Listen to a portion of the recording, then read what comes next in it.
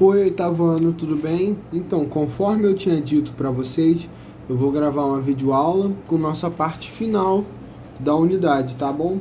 É a parte que fala, que se inicia na página 252, que é sobre tensões e conflitos na América. Então, a América ela é um continente com países ricos, com países pobres, com diferentes culturas, e tudo isso favorece o quê? Os conflitos. Quando você tem diferentes culturas, o conflito ele é favorecido. Então nisso nós vamos pegar alguns países aqui, algumas acontecimentos importantes que geraram alguns conflitos. Vou começar falando sobre a Bolívia e Colômbia, que elas têm como o destaque o narcotráfico, principalmente Colômbia, né? Vocês podem lembrar aí de Pablo Escobar, né? Então, o que acontecia na Colômbia? Você tinha esse cartel, todo um cartel de drogas, né? E o que eles faziam? Eles vendiam ali na região? Vendiam. Mas o foco deles era exportar essa droga, fazer essa droga chegar até os Estados Unidos. Por quê?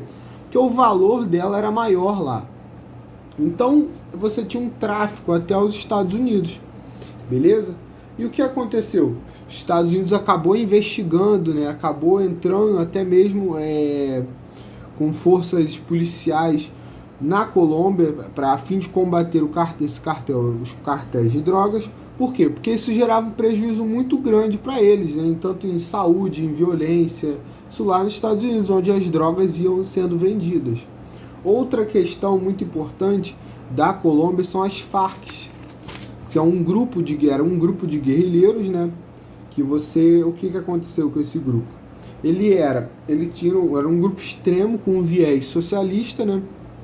E o que aconteceu? Por intermédio de Cuba, que também é um país com regime socialista, eles conseguiram uma trégua com a Colômbia. Como se deu essa trégua?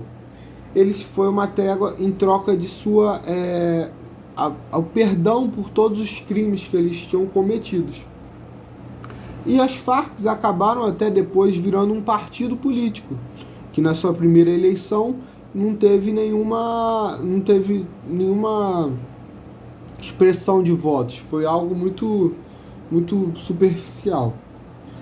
Voltando à questão dos cartéis de drogas, quando esse cartel foi desmantelado na Colômbia, esse cartel passou a ser aonde? Esse tráfico de drogas para os Estados Unidos passou a ser no México. Então aí você tem um conflito muito grande na fronteira, essa passagem de drogas do México para os Estados Unidos. O México assumiu o papel de levar essas drogas até os Estados Unidos. Então, outra questão ainda sobre as drogas, nós temos o Brasil como um país, né, muito grande, um país se você pegar a América, se você pegar o mapa, por exemplo, da página 256, você vai ver assim, você tem países como a Bolívia, Peru e Equador, Colômbia, que está de um lado, o Brasil está do outro no continente. Esse outro lado que o Brasil está localizado, o lado do Atlântico, ele está mais próximo que da África, da Ásia, da Europa. Então o que acontece? Essas drogas elas vêm desses países, passam pelo Brasil e o Brasil serve como um centro de distribuição dessas drogas para outros continentes. Claro, você tem todo um comércio que continua aqui no Brasil, né, através dessas forças ilegais, né, tem algumas aqui no Rio, no Brasil todo, que distribuem essas drogas aqui e também repassam para outros continentes. Beleza? Nós temos a questão de Cuba. Cuba era um importante aliado, era um país muito próximo dos Estados Unidos no século passado. Hoje pode parecer que não, né? Mas no século passado ele era. Então o que acontece? Lá você teve um período nos Estados Unidos que você tinha lei seca, né? Não podia beber bebidas alcoólicas. Então o que os americanos costumavam fazer? Costumavam viajar para Cuba para se divertir, por exemplo. E lá teve um golpe, né, com o Fidel Castro e o Che Guevara, que assumiram o controle de Cuba e começaram a impor o socialismo lá, o comunismo. Então o que acontece? Os Estados Unidos criou um embargo econômico para Cuba.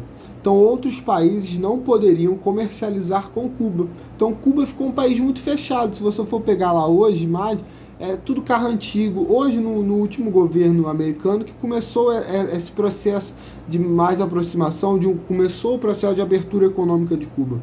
Mas Cuba, ele tem um embargo, né, criado pelos Estados Unidos, no qual muitos países não podem comercializar com ele, senão sofrem sanções dos Estados Unidos. Os Estados Unidos chegou assim: se você comercializar com Cuba, eu não comercializo com você. Então, escolhe um aí. Então, esse é um dos motivos de Cuba ser muito fechado, um país muito fechado, que hoje ainda é um país socialista. Nós temos também, na América, a questão do Haiti, que é o país mais pobre da América, ainda sofreu com o terremoto lá, né? Então acabou devastando muito o país. E esse país ele poderia conseguir ajuda de outros países. O Haiti poderia conseguir ajuda internacional, mas não consegue. Por quê? Porque você tem vários grupos políticos disputando o poder do Haiti e não estão de olho numa recuperação do país. Eles só querem o poder. Outra questão para finalizar essa parte da matéria seria uma questão mais recente, né? Que seriam os protestos no Chile, os conflitos no Chile. O que aconteceu lá no Chile? Em 2019, uma onda de protestos se espalhou pelas ruas do Chile. O aumento na tarifa de transporte não foi bem recebido pela população, que reagiu e foi às ruas. Os protestos têm sido liderados principalmente por estudantes que também estão descontentes com a realidade da educação no país. Então você tem uma desigualdade muito grande entre os pobres e ricos lá no Chile. Então o governo ele não fez valer a promessa de melhorar a educação, melhorar a saúde para essas pessoas mais pobres. E com isso a população revoltada começou essa série de protestos que vem acontecendo no Chile. Beleza, gente? Eu tô lá no grupo do WhatsApp que vocês criaram. Qualquer coisa, qualquer dúvida, me mandem mensagem lá.